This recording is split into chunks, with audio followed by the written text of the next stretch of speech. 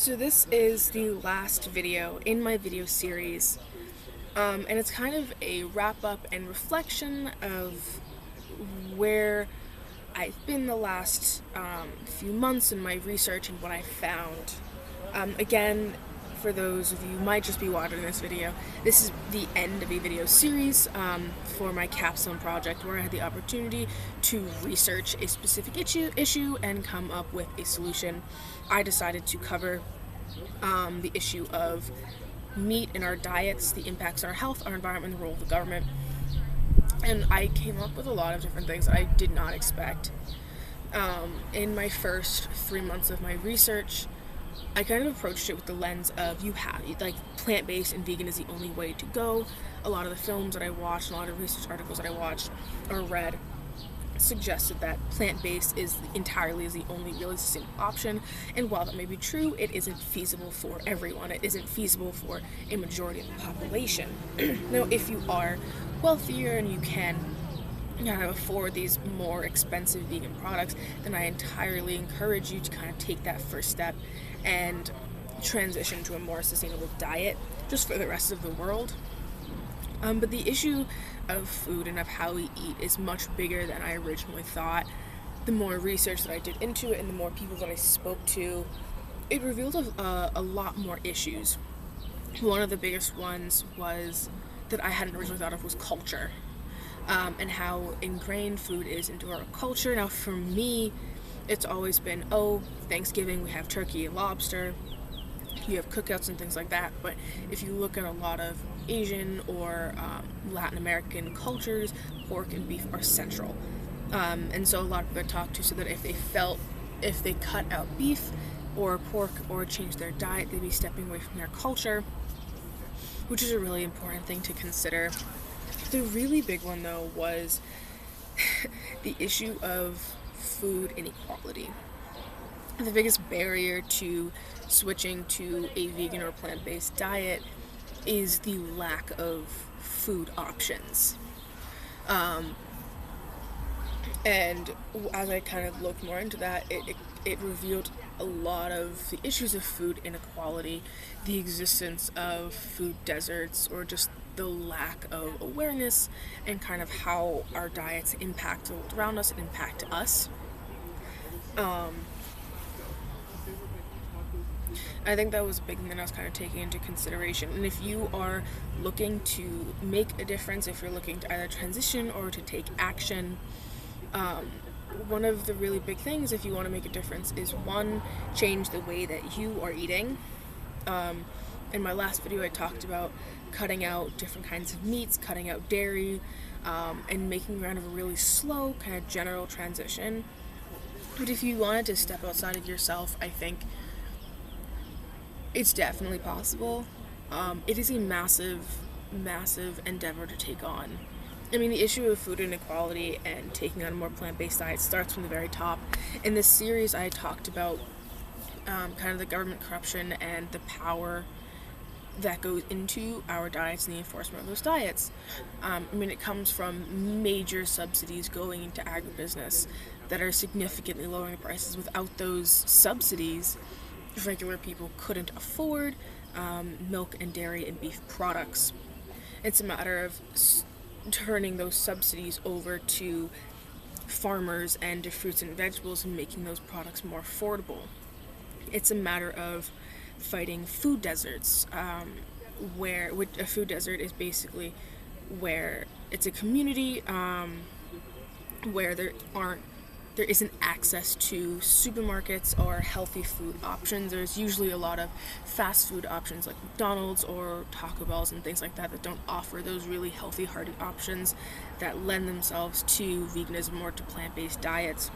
These really cheese-heavy, dairy-heavy, meat-heavy items that impact low-income, especially minority communities. It's a matter of fighting food deserts, fighting food inequality, and really getting the government to change the way that they focus our diets. And of course, change really does start small. It starts with your actions and what you can do and the ways that you can help. And it's definitely kind of a challenging thing. Especially for me, I've been the one doing this project for 8 months. I'm the one who put this project together. And I still haven't given up things like ice cream. I still haven't given up things like, the only reason I gave up cheesecake was because I'm lactose intolerant. So it's definitely difficult. But I have been stepping away from chicken. I've been stepping away from most major meats, cutting down a lot on my dairy intake. And it's a transition. It's a difficult thing. But if you want to make a difference in the world, this is it. I am part of a few environmental advocacy groups and social advocacy groups, and the biggest question that there is how can we make a difference? What can we do? And I think the answer often ends up being you can volunteer somewhere or you can donate somewhere, which are often very inaccessible for people, especially low-income communities. I mean, this is a whole philanthropy issue where wealthier people who can afford to donate are whiter, more privileged people. They donate to organizations that help them or help their people, often not African-American communities. It's a whole thing. But donating and volunteering your time isn't often a plausible solution. But this is something that you can change in your daily life, where you're just changing your daily habits and you have a massive impact. I talked before about how a quarter-pound burger, which is a usual, just normal size, takes 660 gallons of water or worth showering for 2 months. I mean, just cutting out one burger saves an immense amount of water, immense amounts of emissions, and repeating that habit is a seriously effective way to make a massive difference. And I think when I talk to people, it's definitely a touchy subject. It's definitely, it's hard to give up the things that you like and the things that you love. But this is an issue that it touches all of us. It is an issue that we will all feel. It touches on climate change. It touches on resource scarcity. It touches on food inequality, wealth inequality. It is an issue that if we cut out meat from our diets, we would be solving a lot of the world's issues that we face today. We'd be solving a lot of poverty issues. We'd be solving the issue of malnutrition. We'd be solving global starvation. We'd be solving, reduced access to water. We'd be fixing so many things, and it's really difficult to do. It's really difficult to get the government to change. It's really difficult to change our habits. But I think with this project over time, I've realized the importance of making that hard decision, of changing my daily habits, of kind of doing what I can to make a greater difference in our world. And I hope that if you watched any of my videos, if you watched the entire series, which I hope you did because it's really informative and it's incredibly helpful, that I might have changed your mind in some way as well and kind of inspired you to make that switch. So if you have watched any of my videos, I just want to thank you and say it is an honor that you watched.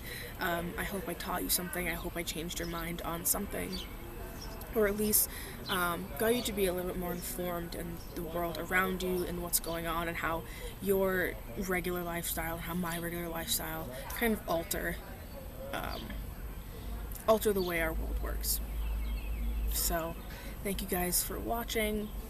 I also want to thank Ms. Freeman and Mr. Michaelitis, who are my capstone teachers. They have been incredibly transformative in this experience, and giving me this opportunity to do this research is absolutely insane. Thank you to the capstone program for giving me this opportunity, and all of my classmates who have been incredibly supportive. Thank you to my mother, who's in the other room, who's been incredibly supportive in this whole journey, and she helped me with a few of my other events that I did. I learned a lot, and it really did change the way that I look at the world, and I hope that if you watch any of these videos, that it changed the way you do as well. So, thank you guys, and signing off.